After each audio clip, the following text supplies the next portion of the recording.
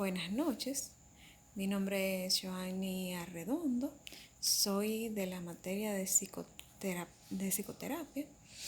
En esta ocasión yo les voy a hablar de la terapia cognitivo-conductual, pero para poder hablar de esa terapia que es cognitivo-conductual debo desmembrarla y ponerlo en dos aspectos. Cuando hablamos de cognitivo estamos hablando de los procesos mentales, es decir, la percepción, la memoria, esos enfoques importantes. ¿Y quiénes hablaron, por ejemplo, de cognición? ¿Quiénes fueron nuestros pioneros en esa parte? Por ejemplo, Piaget habla del desarrollo del ser humano, mientras que Gardner habla de los tipos de inteligencia. Ya estamos hablando de cómo una gente puede tener una inteligencia espacial, cómo una gente puede tener mayor inteligencia, por ejemplo, en la matemática, en cosas focalizadas. Entonces, también tenemos que existen teorías, la teoría que tiene que ver la teoría de la información, la teoría de esquemas, la teoría de la cognición situada. Por ejemplo, si estamos hablando de la teoría de la información, es cómo yo proceso la información, cómo la recupero. Entonces, ¿cómo es posible que yo pueda tener una información, que esa información se almacene, se pueda recuperar en un momento que yo la necesite? Ustedes ven que hay ocasiones que hablamos de memoria a corto plazo, memoria a largo plazo. Eso tiene que ver el hecho de que yo reciba la información y que yo pueda al día siguiente, por ejemplo, acordarme de qué color es la casa de fulano. Y si tú me preguntas, ¿cuál es el número de teléfono de fulano? De tal o cual persona. Entonces, que yo pueda recuperar en la memoria, almacenar y recuperar la información. A eso nos referimos. Pero también, cuando yo estoy hablando de teoría de la condición situada, también estoy hablando de esos aspectos sociales que yo aprendo, el aprendizaje social. Pero cuando yo estoy hablando de la teoría por esquemas, yo estoy hablando de las reglas y ese aprendizaje significativo que yo puedo tener, que me puede servir para distinguir algunos aspectos. En ese mismo orden, también ya cuando hablamos de conductual, si se dan cuenta, en la parte conductual, ¿a qué nos referimos? Estamos hablando de esas experiencias que yo tengo, que son significativas para mí y que pueden ser buenas y no tan buenas. No vamos a decirle malas, buenas y no tan buenas. Porque aunque no lo podamos ver, tal vez de alguna manera algo que para mí fue insignificante, entre comillas, sí tuvo un impacto valioso para mí. Entonces, tenemos algunas personas que fueron nuestros pioneros, nuestros investigadores estrella con relación a eso. Tenemos a Tordic y a Skinner. De ahí venimos a hablar del condicionamiento operante, de estos enfoques que ellos dieron. Podemos ver que hay unos reforzamientos, que hay unas extinciones de comportamientos que queremos lograr a través de una serie de procesos y de actividades que hacemos. Por ejemplo, con los niños utilizamos muchísimas actividades que son para reforzar, pero también para quitar comportamientos. Un ejemplo de esto es cuando el niño ensucia la pared, que papá, mamá, si muchos padres, si tú le preguntas, dicen, yo le doy una pela. Sin embargo, la idea es que nosotros, para extinguir comportamientos, el castigo tiene que estar íntimamente relacionado con el hecho, para que esa actividad pueda extinguirse de manera adecuada. Si el niño pintó la pared, entonces ese mismo niño debe coger el jaboncito y con un pañito ir quitando eso que hice en la pared.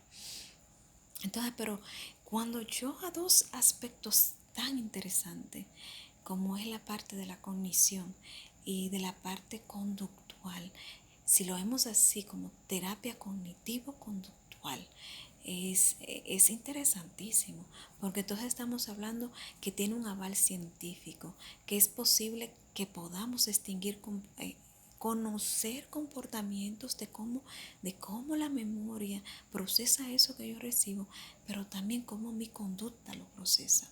Entonces por eso se habla que en esta terapia no se va como tanto a las experiencias muy pasadas, sino que hace que el individuo analice de manera profunda eso que le está afectando. Un ejemplo muy simple. Hay personas que tienen la costumbre de ir caminando. Por ejemplo, yo llego a la empresa y cuando yo llego a la empresa me encuentro con que mi compañero no me saludó, con que mi compañero sencillamente no me saludó. Y a veces ustedes saben que nosotros llegamos a la empresa, a los lugares, y estamos tan agitados porque empezamos un día difícil o porque tuvimos alguna situación personal y caminamos sin mirar. Y posiblemente yo voy caminando por la empresa y veo que fulano va pasando. Yo digo, mira, no me miró, no me saludó. De seguro que tiene algo en contra mía. Y comienzo yo a crear un mundo de actividades en esa mente que me impiden discernir que tal vez su condición no tiene nada que ver conmigo. Entonces estaríamos hablando ahí posiblemente de una conducta afectada por la autoestima. Entonces, ¿qué hace un terapeuta cognitivo-conductual que trabaja en preguntas que le permitan darle herramientas a la persona que ella misma, cuando esté en atravesando esos momentos, defina de manera adecuada si ella está pasando por esas situaciones? Por ejemplo, no estará fulano pensando en otra cosa, que no solamente piense que todo gira alrededor de él, sino que piense que también que la otra persona tiene situaciones y comencemos a mirar otros enfoques. Lo bueno de esta teoría, de esta terapia, es que dentro de los enfoques que se establecen, es que una de las que está más avalada, porque tiene asidero científico un poquito más acabado que las demás. Mi opinión personal, yo, según lo que leí y según lo que pude apreciar, la parte cognitiva tiene un impacto interesante y poderoso en mi activar y en mi actuar sobre la vida. Hay cosas que no nos damos cuenta que nos impactan y que tienen un aspecto cognitivo, conductual al momento de yo actuar.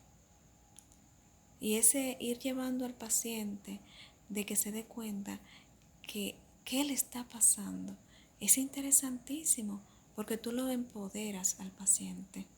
Tú le das la oportunidad de que él sane, pero también sane a través de él mismo sin darse cuenta.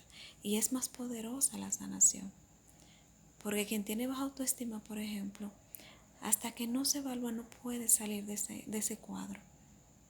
Hoy veía un actor muy famoso que sufría de obesidad y él decía que a él lo amaban porque era gordo, pero él vivía lleno de complejos. Vivía lleno de complejos porque él no sabía cómo manejar lo que él era existencialmente, físicamente hablando. Entonces, quizás el primero que tiene que darse cuenta que existe, que vale y que tiene que empoderarse en su vida, seamos nosotros mismos. Entonces, eso es lo que yo veo de valioso de esta terapia, que da la oportunidad de que el paciente se empodere a través de que pueda usar las herramientas que el psicólogo le da. Porque según lo que estuve leyendo, le da la oportunidad de que un caso X como que lo desmembre en varias partes y así se dé cuenta de que eso que él ve grande, si lo desmembra, lo hace como en pequeñas partes, lo estudia, lo evalúa, posiblemente no sea ni siquiera lo que él piensa. En esta ocasión me despido de ustedes y agradezco su atención. Gracias y feliz resto de la noche.